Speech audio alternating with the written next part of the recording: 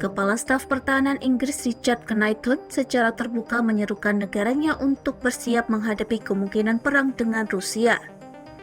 Richard menyebut situasi saat ini sebagai yang paling berbahaya sepanjang karirnya dan meminta masyarakat Inggris untuk bersiap memberikan pengorbanan yang lebih besar. Hal itu Richard sampaikan pada Senin 15 Desember 2025.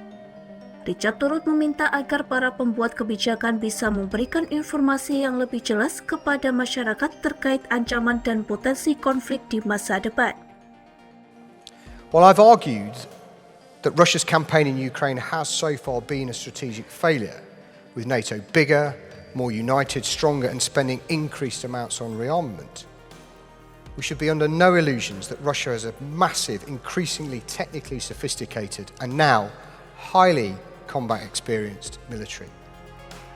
Dalam kesempatan yang sama, Richard menjelaskan bahwa pengorbanan yang dimaksud adalah bagi warga sipil untuk menginvestasikan keterampilan hingga uang untuk meningkatkan pertahanan nasional Inggris. Dalam beberapa pekan terakhir, peringatan bernada suram terus bermunculan dari pemerintah, militer, dan lembaga keamanan di berbagai negara Eropa.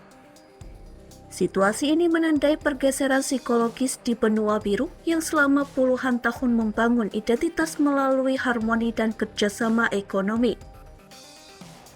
Kondisi ini mengemuka dalam laporan Wall Street Journal pada Selasa 16 Desember 2025. Misalnya, akhir pekan lalu, Kanselir Jerman Friedrich Merz membandingkan strategi Presiden Rusia Vladimir Putin di Ukraina dengan langkah Adolf Hitler pada 1938 yang menjadi awal ekspansi Nazi Jerman ke sebagian besar wilayah Eropa. Pernyataan itu muncul beberapa hari setelah Sekretaris Jenderal NATO Mark Rutte memperingatkan bahwa konflik sudah berada di depan pintu. Mark menyebutkan Eropa harus bersiap menghadapi skala perang seperti yang pernah dialami generasi sebelumnya. Pasalnya, Rusia berpotensi menggunakan kekuatan militernya terhadap negara-negara NATO dalam 5 tahun ke depan.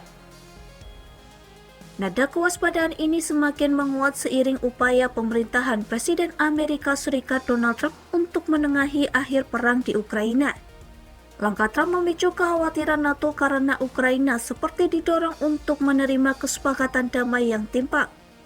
Kesepakatan damai yang timpang dinilai bisa memperkuat posisi Putin dan membuat Kiev rentan terhadap serangan di masa depan.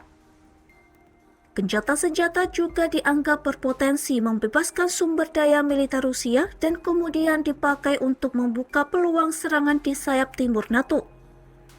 Kecemasan ini diperparah oleh sinyal bahwa pemerintahan Trump mungkin tidak akan secara otomatis membantu Eropa jika serangan benar-benar terjadi.